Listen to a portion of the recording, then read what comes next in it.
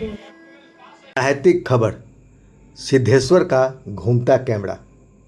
साहित्यिक गोष्ठियाँ, संवाद, सृजन और आत्ममंथन। साहित्य तभी जीवित रहता है जब संवाद निरंतर चलता रहे और रचनात्मकता समाज से जुड़ी रहे। इन दिनों पटना का साहित्यिक वातावरण अत्यंत सक्रिय और ऊर्जावान दिखाई दे रहा है। लगभग प्रत्येक सप्ताह किसी न किसी साहित्यिक गोष्ठी, पुस्तक लोकार्पण, काव्य पाठ अथवा कथा चर्चा का आयोजन हो रहा है। कुछ आयोजन गंभीर साहित्यिक विमर्श के केंद्र में बनते हैं तो कुछ औपचारिकता तक सीमित रह जाते हैं। फिर भी सकारात्मक दृष्टि से देखा जाए तो प्रत्येक सार्थक गोष्ठी हमारी साहित्यिक एवं सांस्कृतिक विरासत को समृद्ध करने का कार्य करती है। यह भी सुखद है कि ये आयोजन उन तथाकथित साहित्यिक कार्यक्रमों से कहीं अधिक उपयोगी है जहां साहित्य से अधिक महत्व पंजीकरण, सदस्यता अथवा प्रवेश शुल्क को दिया जाता है। साहित्य साधना का विषय है, व्यवसाय का नहीं। साहित्यकार का सम्मान उसकी रचना से होना चाहिए, उसकी जेब से नहीं।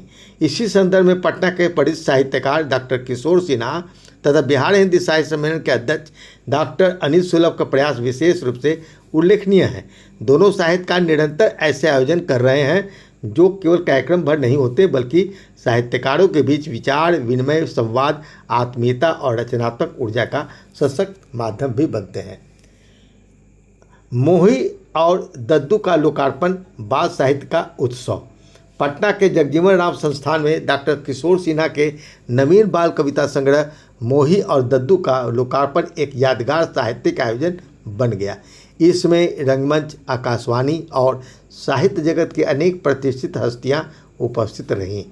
अध्यक्ष वक्तव्य में प्रख्यात साहित्यकार श्री भगवती प्रसाद द्विवेदी ने कहा कि दादा और पोती के आत्मीय संबंधों को जिस संवेदनशीलता से इस पुस्तक में अभिव्यक्त किया गया है वह आज के समय में अत्यंत महत्वपूर्ण है। उनका मानना था कि बाल साहित्य का सृजन किसी भी साहित्यकार की रचनात्मक परिपक्वता का महत्वपूर्ण आयाम है।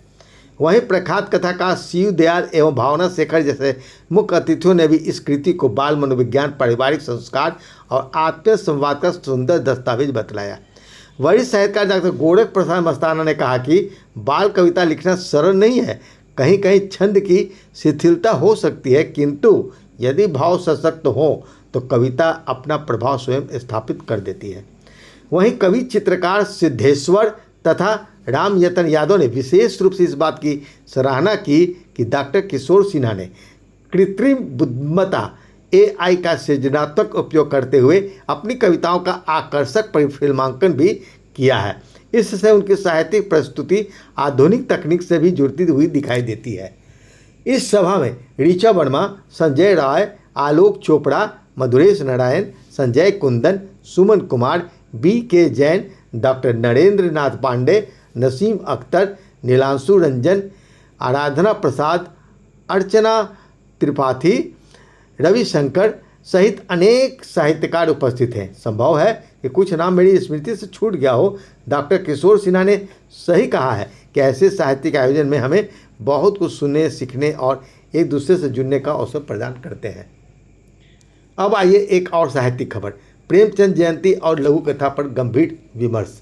बिहार हिंदी साहित्य सम्मेलन में आयोजित प्रेमचंद जयंती समारोह भी अत्यंत सार्थक रहा।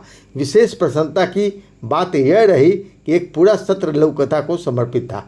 अपने अध्यक्ष उद्बोधन में डॉक्टर अनिल सुलभ ने कहा कि मुंशी प्रेमचंद ने भारतीय कथा साहित्य को जनजीवन से जोड़ते हुए किसान, मजदूर और आम मनुष्य की पीड़ा तथा संघर्ष को साहित्य का केंद्र बनाया है। इसी कारण उनका साहित्य आज भी उतना ही प्रासंगिक है। लघु कथा सत्र ने एक बार फिर यह सोचने के लिए प्रेरित किया कि लघु कथा केवल छोटी रचना नहीं बल्कि अत्यंत अनुशासित और प्रभावशाली साहित्यिक विधा है। 2-4 पंक्तियों का विवरण या किसी घटना का संक्षिप्त उल्लेख लघु कथा नहीं कहलाता। इसके लिए कथ्य, शिल्प, संकेत और प्रभाव चारों का संतुलन आवश्यक है। लघु कथा लिखने से पहले उसके स्वरूप, शिल्प और संवेदना का गंभीर अध्ययन आवश्यक है। इस लघु कथा गोष्ठी में डॉक्टर पुष्पा जमुआर ने पीता, डॉक्टर पूनम आनंद ने सीख, विवाना श्रीवास्तव ने मृग तृष्णा, सिद्धेश्वर ने स्विच ऑफ, सुमेधा पाठक ने रेत पर बूंद तथा ऋचा वर्मा ने छात्र आंदोलन शीर्षक लघु कथाओं का प्रभावशाली पाठ किया। इसके अतिरिक्त कुमार अनुपुमा, इंजीनियर अशोक कुमार, रवि रोशन, आनंद रंजन कुमार, अमित निधि, नंदन कुमार तथा इंदु भूषण सहाय ने भी अपनी लघुकथाओं का पाठ किया। साहित्यिक गोष्ठियों का उद्देश्य केवल समय बिताना या औपचारिक उपस्थिति दर्ज करना नहीं होता। यदि प्रत्येक साहित्यकार हर गोष्ठी से एक नई सीख, एक नया विचार और एक नई प्रेरणा लेकर लौटे, तभी ऐसे आयोजनों की वास्तविक सार्थकता सिद्ध होगी।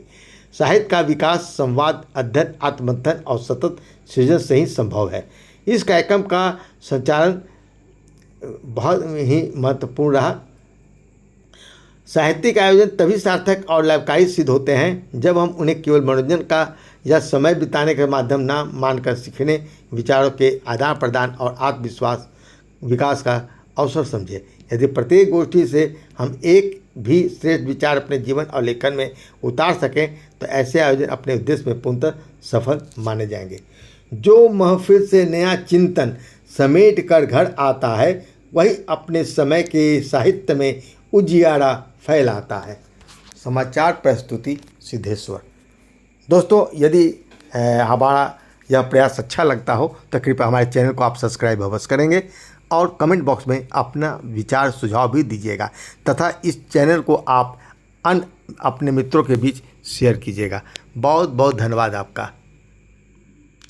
आगे देखिए इस गोष्ठी से संबंधित कुछ अन्य चित्र, सिद्धेश्वर का घूमता कैमरा से ली गई कुछ तस्वीरें।